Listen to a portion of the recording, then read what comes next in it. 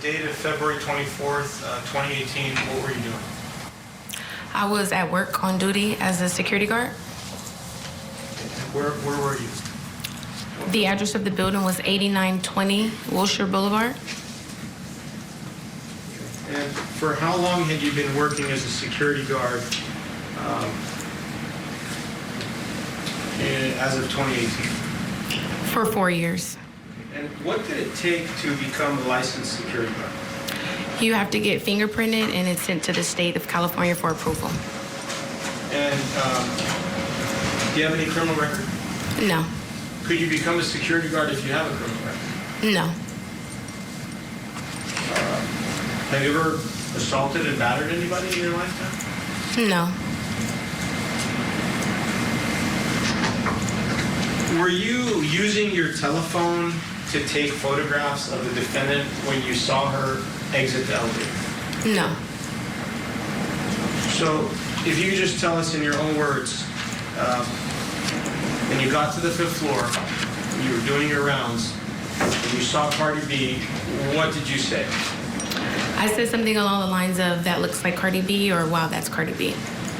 Were you talking to anybody at that time? No. For sure. Yes. Were you entering the elevator? I was, yes. Did you actually go inside the elevator? I did, yes. And did Cardi B exit the elevator? She did, yes. Okay, and then what happened? After she heard me say her name, she turned back around, and the first thing out of her mouth was, excuse my language, was, why the f*** are you telling people that you seen me? At this time, I tried to calm her down and assure her that I didn't tell anyone that I seen her, and she was extremely upset. And what did she tell you after that? Then, excuse my language again, but she said, yes, you did, and then she put her finger in my face.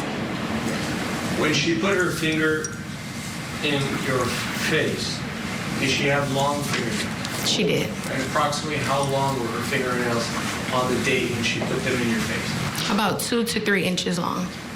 When you have seen different pictures and videos of Cardi B, do you notice that she has long fingernails in those videos and photographs? Yes.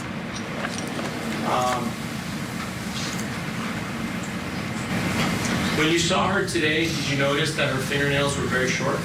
Yes. Does she usually wear them that short? Objection. Waiting. It's also lacks foundation, sustained. Have you seen, well, strike that. For how long, were you a fan of Cardi B before this incident? I was.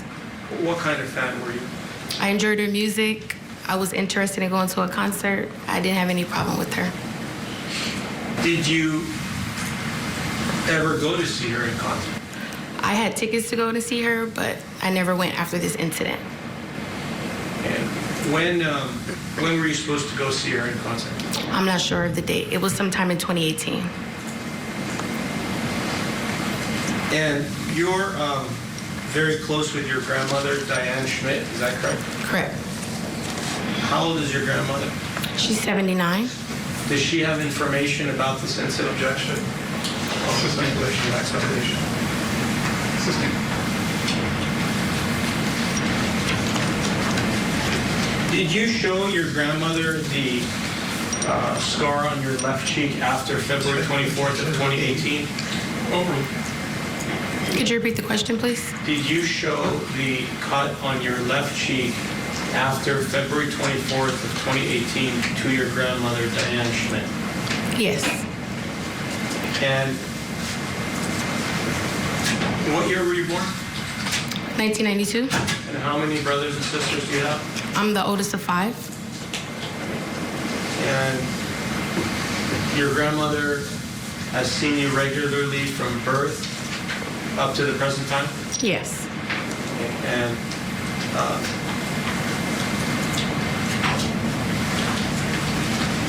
what about your mother? Did you live with your mother up until a certain point? Until the age 19.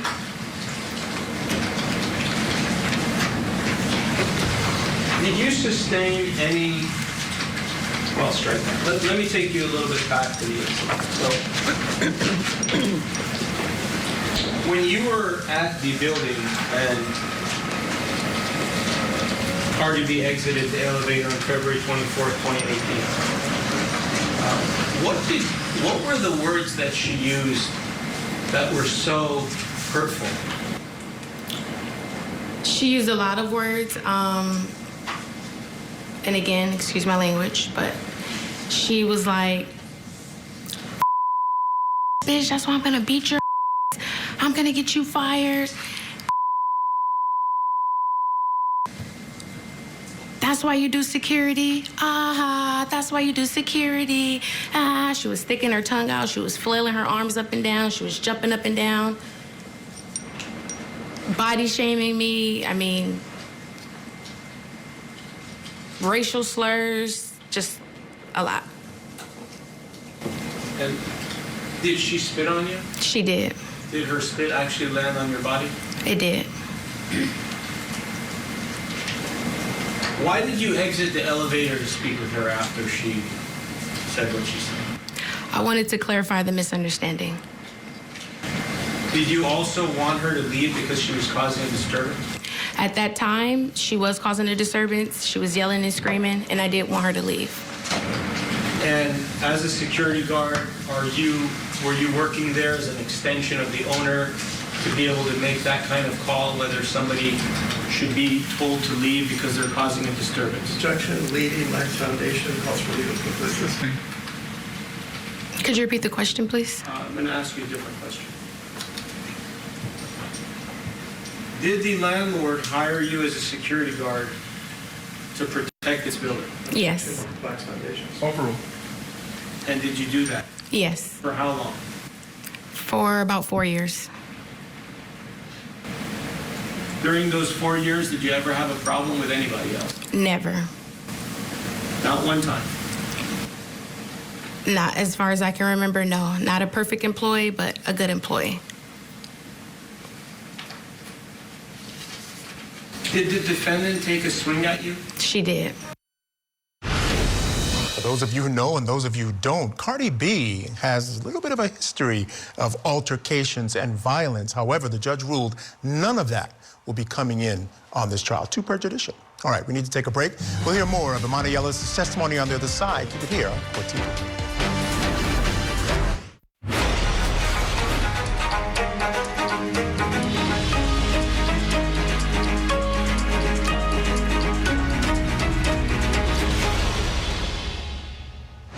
Welcome back to our special coverage of the Cardi B civil assault trial. I'm Michael Ayala. It is day one for the civil trial of the rapper who allegedly attacked a security guard in Beverly Hills back in 2018 while she was 4 months pregnant and attending a doctor's appointment, a private doctor's appointment on a weekend. The security guard, Emani Ellis, claims that Cardi B violently hit her in the head and face, which left her with physical and emotional damages and as well as a little bit of a scar on her face. Now, in Cardi B's response to the lawsuit, she says Ellis was on her personal phone and loudly announced that she had just seen the rapper and appeared to be trying to record video of her. Now, at the time, Cardi B was keeping the news of her pregnancy private and out of the media. She maintains Ellis initiated the screaming match and maintains there was no physical contact. Let's get you into that California courtroom again, where Plaintiff Emani Ellis testifies about the physical and psychological issues that she claims she suffered after the attack. After the incident happened, were you intending to sue? No. Is that why you didn't take photographs? Correct. Objection, leading. Assisting. Why didn't you take photographs of the cut to your face or any injury you sustained after the assault and battery? Objection, Life Foundation, argumentative. Overruled. Can you repeat the question? I'm sorry. Why did you not take photographs of the scar after the incident? I was upset. I was a lot going on. I'm not sure. Okay. And you were not intending to sue, is that correct? No. Were you intending to sue Cardi B at that moment when the incident occurred? No, I was not. In addition to being a security guard, did you have interest in criminal justice? Yes. What were the classes that you took or were going to take? I got my bachelor's degree in criminal justice administration. And after this incident, did you continue in that path? I chose a different career field. What is your current career at this time? I work in social services. And what do you do? Who do you work with? I work with low-income families to access resources. Did Miss Cardi B, after this incident, post different things about you to her fans? She did. In how many different instances? Probably about 2. Okay, and did you do the same thing back to her? Never. After the incident, did you seek medical treatment from a psychologist, Nicole McKenzie? Yes. And that was approximately 2 months after the incident? Correct. What did Dr. McKenzie do for you? She provided therapy, counseling therapy. Was it helpful? I believe it was at the time. Before the incident, did you ever have any type of psychological or psychiatric medical treatment? Can I answer? Okay. Something happened with my sister and a neighbor. My family was given therapy on behalf of that. That was all I can recall. And how long ago was that before the incident? Over 10, 15 years ago, before the incident. So approximately what year was that? I'm not sure. And was there a gap between the completion of that treatment and this incident? Yes. Approximately how many years from the last time you treated for the old incident you're telling us about to this incident of February 24th of 2018? Between 10 and 15 years. The treatment with Dr. McKenzie, Nicole McKenzie, was that treatment solely because of this incident of February 24th, 2018? It was. Calls for, Life Foundation calls for medical. Sustained. Please disregard the prior answer. Did you go to Nicole McKenzie because you were assaulted and battered on February 24th of 2018 by Cardi B? Objection. Overruled. Answer? Yes. Did you go there for any other reason? No. And around that time, did you also seek medical treatment from Dr. John Scher? I did. And he's a cosmetic plastic surgeon? He is. He was, yes. Is it your understanding that he died in 2021? Yes. And when you saw him, did he advise you that you needed to wait at least 1 year to determine if the cut became a scar? Objection. Hearsay and legal. Why don't you rephrase the question?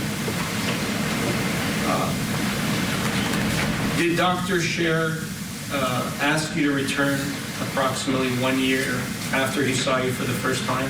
Objection. Leading and hearsay. Overruled. He did. Why did he ask you to wait 1 year? Objection calls for speculation. Do you know why he asked you to wait for a whole year before seeking medical treatment? Objection. Life Foundation. Overruled. He said he didn't want to treat it prematurely and for me to come back. Did the scar become a keloid? It made a scar, yes. Do you know if it's called a keloid or you're not sure? I'm not sure if it's called a keloid. Before the incident of February 24th, 2018, did you have any scars to your left cheek? Never. Did you have any scars anywhere on your face? Never. At some point, well, strike that. Do you remember the pandemic in April of 2020? I do. Do you remember that there was a period of time where elective medical treatment was not allowed? Yes. What about the cost of the treatment? Could you afford to pay $15,000, $20,000 to get plastic surgery to your face? No. Did Dr. Mulliken agree to treat you on a lean basis? He did. And when you got medical treatment on a lean basis, is it your understanding that regardless of the outcome of the case, you still owe Dr. Mulliken the fees for the treatment that he did. Is that your understanding? Yes. Did you also see a pain management doctor for one visit? I did.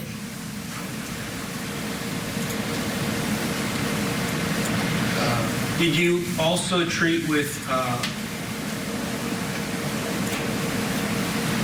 different psychologists, including Alex Avila and other psychologists on October 8th, 22 through July 2nd of 23? Objection. It's a violation of the order granting the motion in limine. Overruled. I'm sorry, can you repeat the question?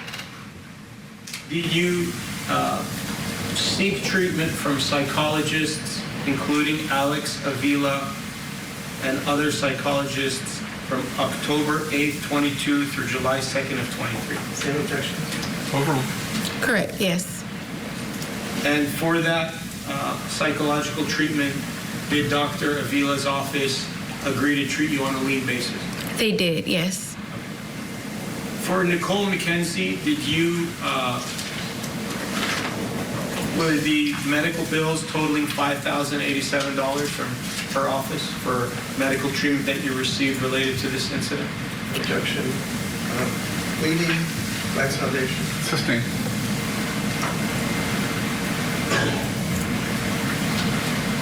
Is it your understanding that your total medical bills related to this incident are $36,000? You need to start with the foundation. You need to establish what she knows and how she knows it. Thank you. Did you receive medical bills at your home from these different medical providers? I'm not sure. Did some of the medical providers send you bills to your home? I'm sure, yes. All right, folks, we need to step aside here for a break. When we come back, Emani Ellis faces cross-examination and is questioned about an email that she sent. So keep it here on your front row seat to justice. And in closing arguments, a beloved law professor shot in broad daylight. Now his former mother-in-law stands accused of orchestrating his murder. We're live with reaction to today's testimony. Closing arguments tonight at 8, 7 Central, only on Court TV. When the queen come through, y'all better move back. Cardi B is back in the courtroom, facing civil allegations for allegedly attacking a security guard. The Cardi B assault trial. Trial coverage today on Court TV.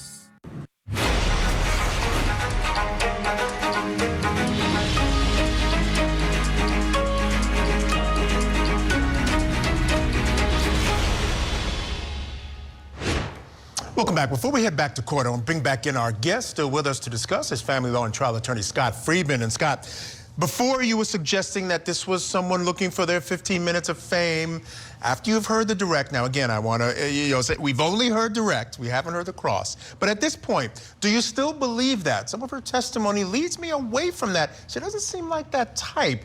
And again, I was wondering, would it work against her or for her, the fact that she took no photos and didn't really go to the police right away or at all? Yeah, I think you're right, Michael. I mean, my position's changed a little bit with respect to that opinion. She seems more credible than I thought she might be, but there's still some holes in things. You know, one of the things that I think the plaintiff's counsel needs to do a better job is letting her tell her story. There's an awful lot of leading questions here which I know sometimes on direct, people try to squeeze in, but I think that the important thing was to her to tell her story, and that would be more open-ended questions. But yeah, I'm changing a little bit. Yeah, I gotta say, she comes across very credible to me. And in a case like this, they put her on first, so it's the first thing this jury is seeing. I think it's a wonderful impression that she's making, saying, okay, I'm kind of feeling her, I'm kind of on her side here, and I'm gonna wait to see what happens. But at the end of the day, it's a great way to start the case, is it not? I agree. And I would have also started with the social services aspect of her employment, because I think that hits home. And, I usually start an examination trying to say, tell us about yourself. What do you do? Give us some more guidance that way. And she's got a very sympathetic, sounds like, situation with that. So that's just what I think about that particular part of the examination. And what do you make of the fact, I mentioned it earlier, you know, Cardi B has a bit of a background. She's got some issues, some assaults in her background, some misdemeanor assaults and other things that have gone on. But this jury's not going to hear any of it. You know, again, the defense fought hard to keep it out, and the judge said, look, it was too prejudicial, not probative enough of anything in this particular instance. What do you make of that ruling? Well, I was not aware that she had that background, Michael, and obviously I didn't hear the arguments related to the judge, but I think it definitely benefits the defense because if they could show a pattern of this and show that she's prone to doing these kinds of things, it would probably not sit well if I'm a juror sitting there hearing this testimony from Emani. Now, I'm really interested in continuing to follow this trial and hear about the other witnesses. All right, can't wait to hear from Cardi B as well. All right, stand by. We're going to get you back into court now, folks, where Emani Ellis is now facing cross-examination.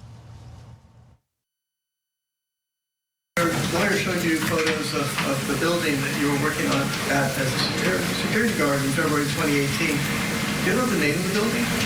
I don't know the name. Was it Beverly Hills Medical Center? It could have been, yes. Yeah, it was a medical facility, right? Yes. And the incident that you claim happened that day happened at approximately 1:30 p.m.? Approximately, yes. And you knew at the time when you saw Cardi B that she was going to a medical appointment, correct? I didn't know where she was going, but she was at the building. And you understood that she was going to a medical appointment, right? She was going to an appointment, yes. And it was a medical building, right?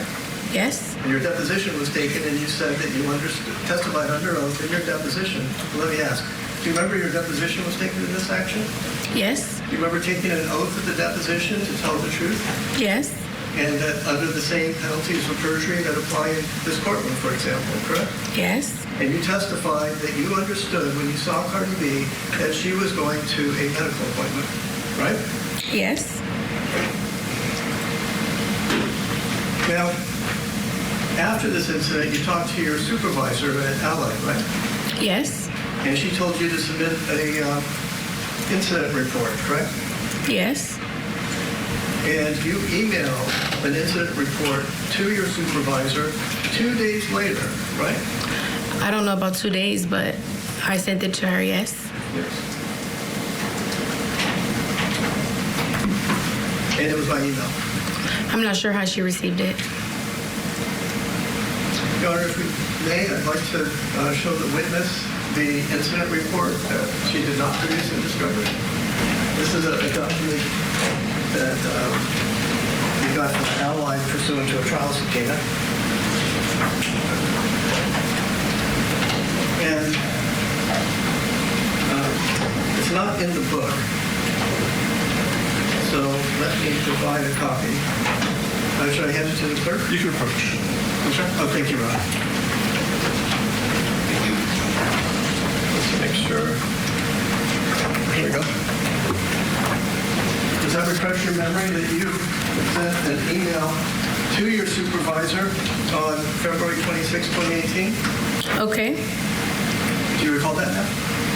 I don't, but I'm looking at what you gave me. And that's your email address, right? Yes. And it's addressed to your supervisor, Captain? Yes. And it's dated February 24, 2018? Oh, I apologize. It's dated February 26, 2018. And the subject is 224-18 incident report. You see that? Okay. I see it, yes. You know, before we talk more about that incident report, do you remember receiving in this case discovery requests that you had to verify under oath where people asked you questions and about documents? I'm not sure. If you look at the last 2 pages, is that a verification by you, signed by you, under oath, that the statements in the response are true and correct? I'm sorry, what are you asking me? Is that your signature on the last page? Yes. And you verified that you signed stating that on the penalty of perjury, the statements in the document are true, correct? Yes. Okay. And in that document, you stated under oath that you have no emails relating to this incident, right? I'm not sure. Well, please look at it. You can please look at pages 5 and 6. The plaintiff has no emails relating to this lawsuit. Are you asking me about this email on the paper? I'm asking you about the response.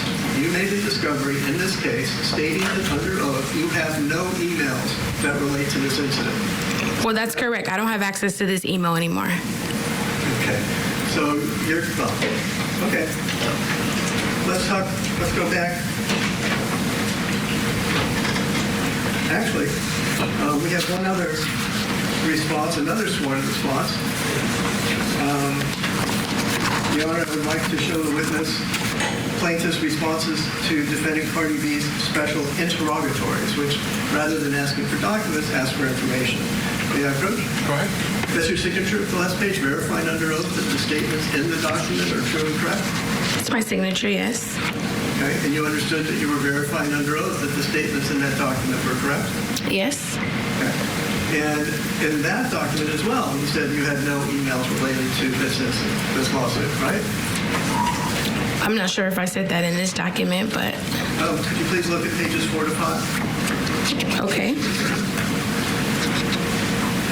And you never produced the email that you sent to your supervisor on February 26th in 2018 in this lawsuit, did you? I don't have access to that email, sir. My question to you is, did you ever produce that email? I'm not sure I know what you're asking. Did you ask, you had discovery obligations, yes, did you ask Allied for a copy of the email that you are now testifying you couldn't access? I wasn't in communication with Allied. Okay, so let's talk about what you said on the email to your supervisor 2 days after the incident. If you look at page 1, it states that you were the daytime guard on duty at 8920 Wilshire Boulevard. You were on patrol, and I had, quote unquote, I had 2 cell phones, the work phone and also my personal phone. I had my cell phone to my ear. Do you see that language? Okay. Do you see the language? I see it, yes. And you wrote that 2 days after the incident? I don't remember writing this, but if this is what you have, then... Again, the context is that you stated this, that you were a daytime guard on duty at 8920 Wilshire Boulevard. Per usual, I was conducting a routine patrol of the building premises, and as part of that patrol, I checked the rooftop, all tenant levels, and parking garages. At approximately 13:30 hours, and just to clarify, that is 1:30, correct? Yes. I was finishing a patrol on the 5th floor of the building. In my hand, I had 2 cell phones, the AUS work phone, and I also had my personal cell phone. I held my cell phone to my ear, checking my voicemail because my mother is recovering from cancer and is in chemotherapy, so sometimes I don't get to the calls and have to check the voicemails. You remember that? I'm reading it with you, yes. And are you telling me you have no recollection of this 2-page email detailing the event that you sued over? I remember writing an incident report and sending it over.